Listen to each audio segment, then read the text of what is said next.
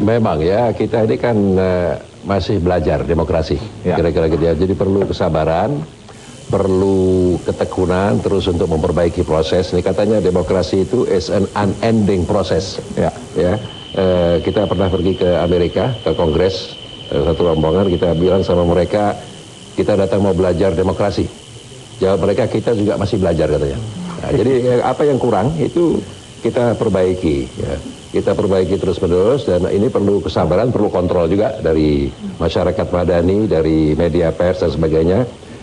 Pemilu sekarang ini rumit sekali. Bahkan saya dari hasil kampanye saya di kota-kota, di kalangan orang-orang terdidik ini juga itu masih bingung kadang-kadang, Pak. Nah, saya tidak tahu apa ini sosialisasinya kurang, ya, atau bagaimana ya.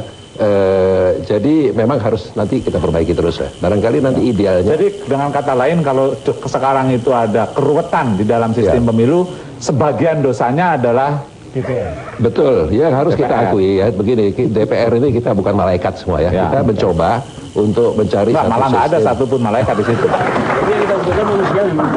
Jadi begini, saya ingin juga kepada KPU tadi berhubung dengan masalah dicoretnya beberapa parpol. Saya setuju sekali.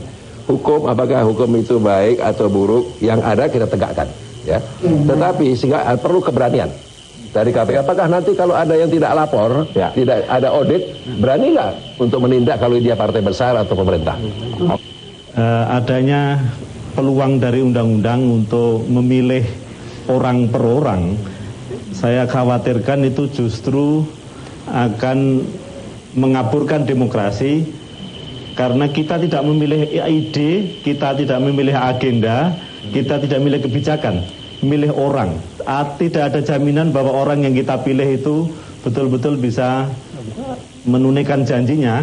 Apalagi dalam kampanye itu tidak pernah ada kejelasan bagaimana caranya mewujudkan yang dijanji-janjikan itu.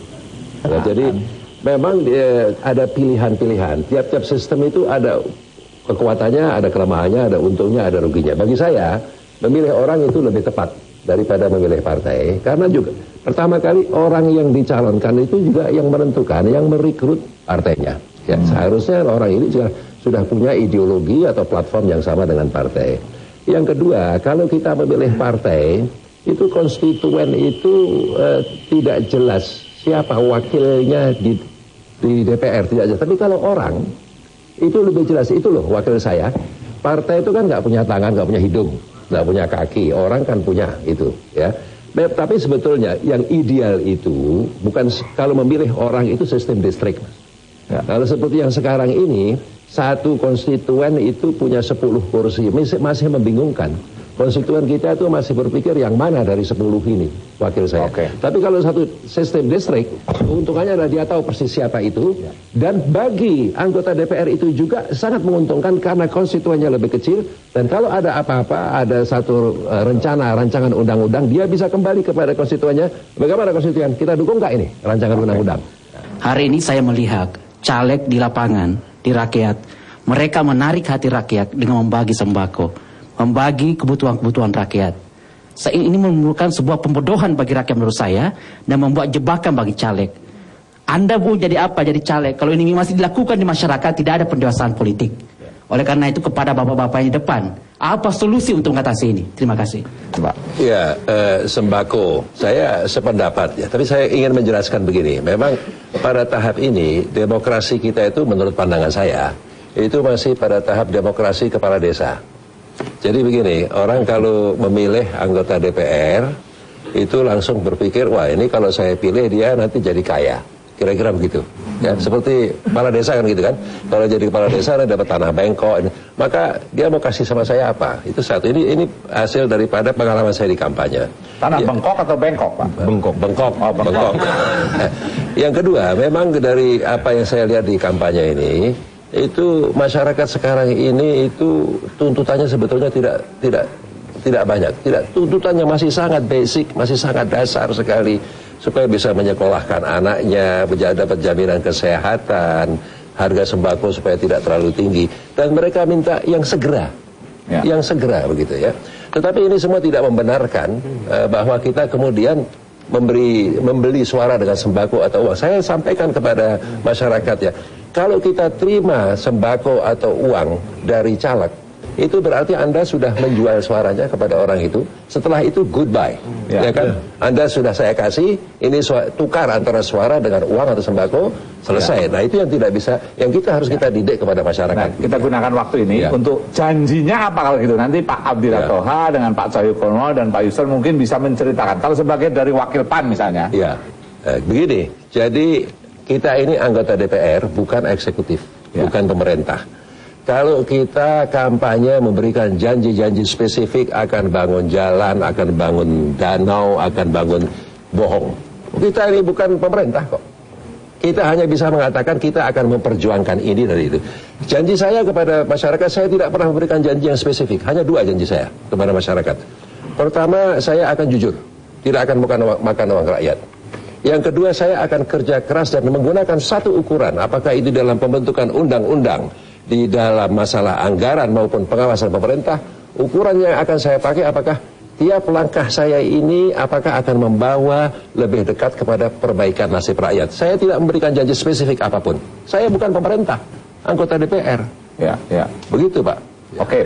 Ini dalam soal politik, undang-undang dan sebagainya. Tadi Pak Romo Muji juga sudah menyampaikan perlunya pertimbangan kemajmukan, pluralisme dan sebagainya. Dalam kehidupan demokrasi itu sulit sekali mencapai yang ideal. Betul. Ya, sulit sekali. Jadi dalam membuat undang-undang itu juga terjadi kompromi. Nah, di sini peran saya kira media massa, di sini peran daripada masyarakat madani supaya membeberkan. Ya, loh, ini partai ini, fraksi ini menolak ini, fraksi ini menyetujui ini. Supaya menekan partai-partai itu supaya lebih dekat kepada yang ideal. Tidak mungkin kita mencapai yang ideal di dalam satu kehidupan demokrasi. Jadi perlu janjinya Pak Abdillah Toha dan PAN itu apa? Yang beda dengan yang lain. Baik.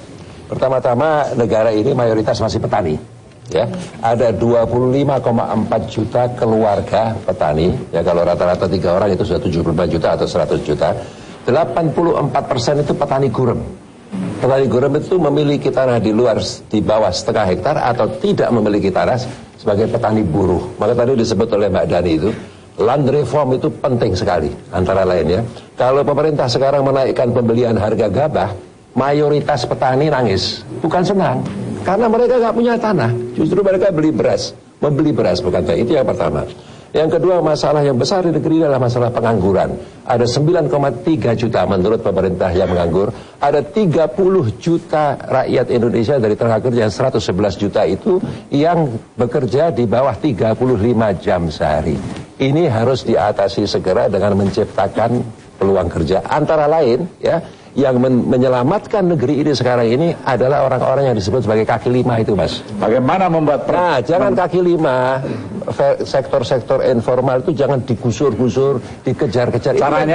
Caranya disediakan tempat yang baik dan itu sudah terbukti. Saya mau menyebut satu wali kota yang hebat, Mas. Dia ya di Solo itu ya hebat. Dia bisa menyelesaikan masalah kaki lima itu dengan perundingan dengan baik dan mereka semua kedua-duanya senang. Oke. Ini orang-orang yang harus ya betul. Ya kebetulan dari PDI Perjuangan lah itu wali kotanya. Ya. Baik. Ya. Tapi ini lebih menukik lagi dari perundang-undangan budgeting itu bagaimana? Bisa. Nah, kita juga ingin memperjuangkan, sudah diumumkan oleh Ketua Umum Partai Amanat Nasional, tiap-tiap desa akan kita sediakan 1 miliar rupiah alokasikan. Kira-kira itu jumlahnya mencapai 70 triliun. Itu nanti diperjuangkan? Itu diperjuangkan di dalam anggaran sehingga desa bisa ekonomi kita dibangun mulai dari desa. Dari kota. Ya.